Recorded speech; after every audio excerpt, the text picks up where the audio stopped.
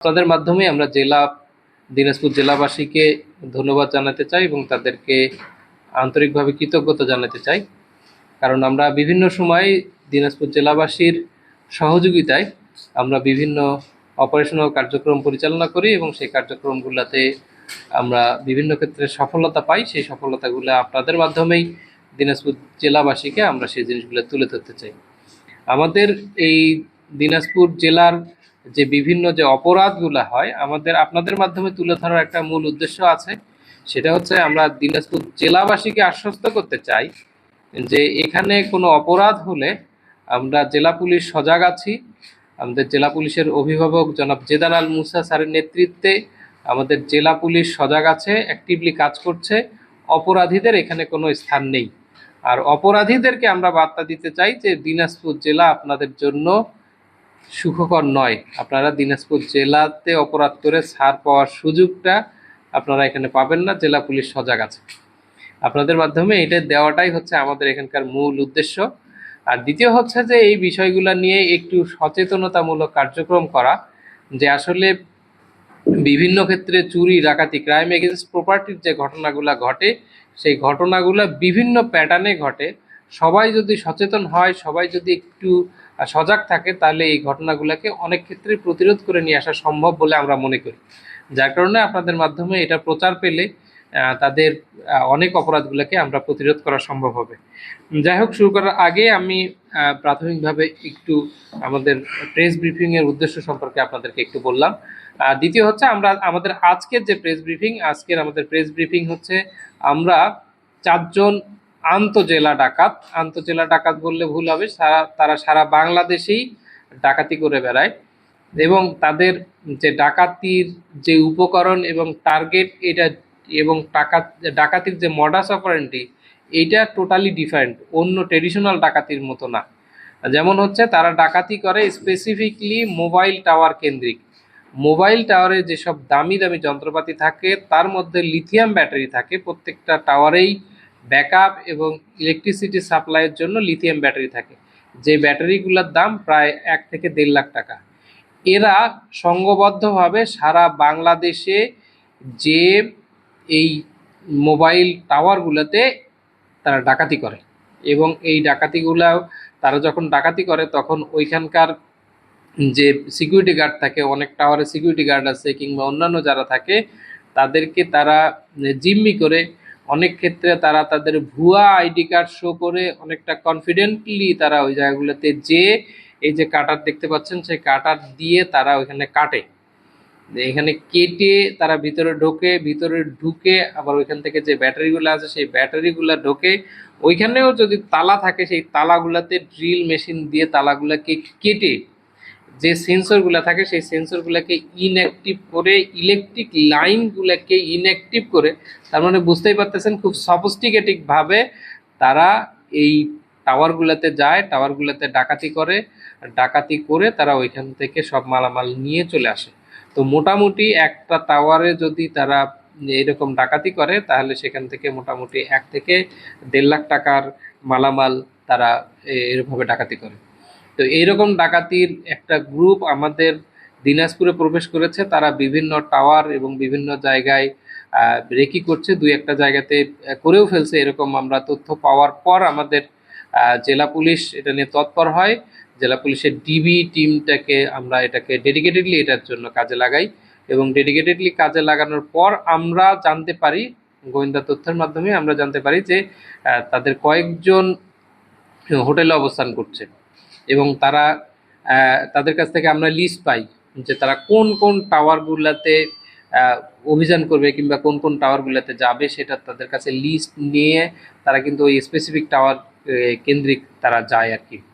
তো আমরা তাদের কাছ থেকে লিস্ট পাই। ওইখানে যাওয়ার পর আমরা অভিযান করে আমরা ওইখান থেকে ওয়ান স্পট থেকে 3 জনকে পাই। আর একজনকে আমরা রাস্তা থেকে আমাদের দাবরায় ধরতে হয়। তাদের সবার কাছ থেকে ডাকাতির প্রস্তুতির সমস্ত সরঞ্জাম সহ তাদেরকে আমরা পাই। তবে আনফর্চুনেটলি আমাদের এখান থেকে 2 জন ডাকাত তারা পালিয়ে যেতে সক্ষম হয়। তো আপনাদের আগেই যেটা বলেছি যে তাদের মোডাস অপারেন্ডি কিংবা তাদের অপারেশনের প্যাটার্নটা আলাদা। তারা অপারেশন করার সময় তারা যখন ডাকাতি করতে যায় তারা কিন্তু গাড়ি নিয়ে যায়, এবং এই গাড়িতে তারা বিভিন্ন সময় বিভিন্ন রকমের লোগো ইউজ করে। অনেক সময় থাকে জরুরি টাওয়ার কাজে এসেছে ইঞ্জিনিয়ার, আর যখন যখন রাস্তা দিয়ে যায় তখন ওইখানে থেকে রোডস অ্যান্ড হাইওয়ে, আবার যখন অন্যান্য জায়গাগুলোতে যায় ওই জায়গাতে জরুরি বিদ্যুৎ, এইরকমভাবে তারা মিসগাইডেড করে। তো তারা মেইনলি পিক আপ নিয়ে অন দ্য স্পটে চলে যায়, পিক আপ নিয়ে অন দ্য স্পটে চলে যায়, টাওয়ারগুলোতে চলে যেয়ে টাওয়ারের তালাগুলাকে, টাওয়ারের যে গ্রিল আছে সেই গ্রিলকে, তারা যখন অপারেশনগুলো করে তখন তারা দুইটা গাড়ি নিয়ে এসেছে, একটা প্রাইভেট কার আর একটা পিক আপ। তারা এই পিক আপ নিয়ে সরাসরি এখানে যায় মানুষজনকে যাতে ধোকা দেওয়াটা সহজ হয়। আর ওইখানে যে তারা ওই যে গার্ড থাকে সেই গার্ডকে অনেক সময় ধোকা দেয়, অনেক সময় তাদেরকে জিম্মি করে, এবং প্রত্যেকটা জায়গায় যে অ্যালার্ম সিস্টেমটা আছে সেই অ্যালার্ম সিস্টেমটাকে তারা ডিঅ্যাক্টিভেট করে, কিংবা অনেক ক্ষেত্রে যদি সেটাকে ডিঅ্যাক্টিভেট না করতে পারে খুব অল্প সময়ের মধ্যেই তারা কাজটা করে ওইখান থেকে বের হয়ে চলে আসে। আমরা এমনও জানতে পেরেছি যে দুই একটা জায়গাতে আমরা তাদের জিজ্ঞাসাবাদে জানতে পেরেছি যে দুই একটা জায়গায় এরকম হয়েছে যে তারা কাজ করছে মানুষ চলে আসছে, মানুষ যখন চলে আসছে তখন তাদের যে গ্রুপের একজন লোক তাদের সাথে গল্প করে ইভেন একজন লোক, পাশের বাড়ির একজন লোক এসেছে, তাকে ওই জায়গা থেকে সরায় দেওয়ার জন্য তাকে বলেছে যে আপনি একটু বাসায় যান, একটু পানি নিয়ে আসেন, আমরা একটু পানি খাবো। তারা আবার পানি নিয়ে এসে সেই পানি খাইছে। এইরকম ঘটনাও তারা বিভিন্ন জায়গায় ঘটিয়েছে। এই যে হাতের যে তালাটা, এটাকে আমরা জানতে পেরেছি এটা জামালপুরের ঘটনা, জামালপুরের, এটাতে কিন্তু সেন্সর সহ আছে। তো তাদের বাড়ি, একজনের বাড়ি ভোলা, একজনের বাড়ি গোপালগঞ্জ, একজনের বাড়ি মাদারীপুর সহ একজনের বাড়ি ঢাকা। আপনারা বুঝতেই পারতেছেন যে তারা সারা বাংলাদেশের বিভিন্ন জায়গায় ছড়িয়ে ছিটিয়ে থেকে তারা এই কাজগুলো করছে। আমরা তাদের জিজ্ঞাসাবাদে আরও কিছু জানতে পেরেছি যে তারা অতীতে কখনো টাওয়ারের সাথে শ্রমিক কিংবা কন্ট্রাক্টর কিংবা সাব কন্ট্রাক্টরের মাধ্যমে কোনো না কোনোভাবে তারা এই জায়গাগুলোতে জড়িত ছিল, যার কারণে এই মেকানিক্যাল সাইটটা সম্পর্কে তারা অভিজ্ঞ, এবং এই অভিজ্ঞতা থাকার কারণেই তারা পরবর্তী সময়ে সারা বাংলাদেশের বিভিন্ন জায়গায় এই ডাকাতি কার্যক্রম পরিচালনা করে আসছে। তাদের মধ্যে আমরা মোট 6 জনের গ্রুপ এখানে ছিল, এর বাহিরেও তাদের আরও গ্রুপ কাজ করে এবং তাদের সবার মধ্যে একটা থাকে। তো আমরা যে জায়গায় যখন ইনিশিয়ালি যে জায়গাটাতে করছে ওই সময় ছিল 6 জন ছিল। এর বাইরেও তাদের আরও গ্রুপের মেম্বার আছে, তারা কাজ করে। এর মধ্যে আমরা 4 জনকে রেড হ্যান্ডেড গ্রেপ্তার করতে পেরেছি।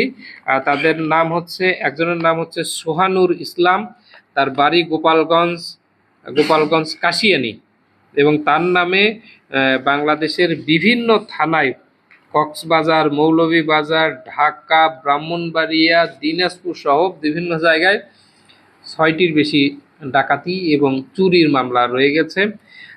আর একজন হচ্ছে নাম মোহাম্মদ খলিল, তার বাড়ি হচ্ছে ভোলা সদর, দ্বীপ ভোলা, এবং তার বিরুদ্ধেও আমরা একাধিক মামলা পেয়েছি, লক্ষ্মীপুর ডিএমপি সহ বিভিন্ন জায়গায় মিলে অনেকগুলো মামলা পেয়েছি।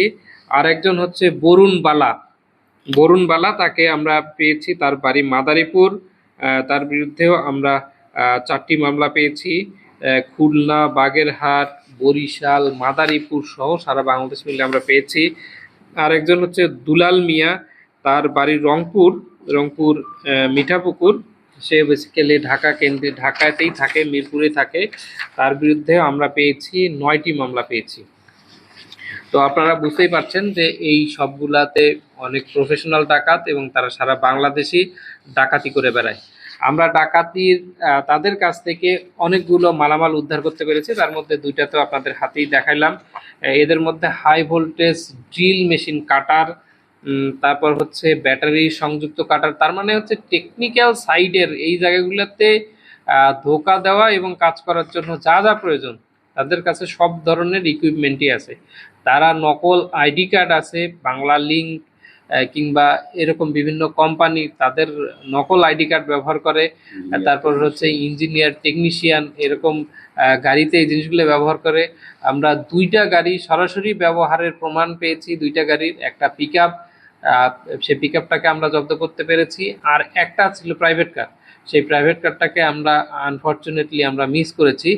ওই প্রাইভেট কারটাতে মানে বেসিক্যালি যেটা ছিল সেটা হচ্ছে ওই সময় আমরা যখন অপারেশন চালাই সেই সময় ওটা তেল নিতে গিয়েছিল, যার কারণে ওটা না হলে আমরা হয়তো ওটাকেও ইনস্ট্যান্ট করতে পারতাম, ওইখান থেকে আরও হয়তো আমাদের আরও রিকভারি থাকতো।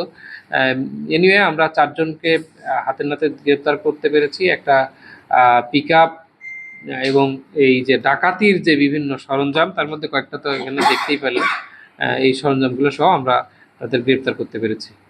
তো আপনাদের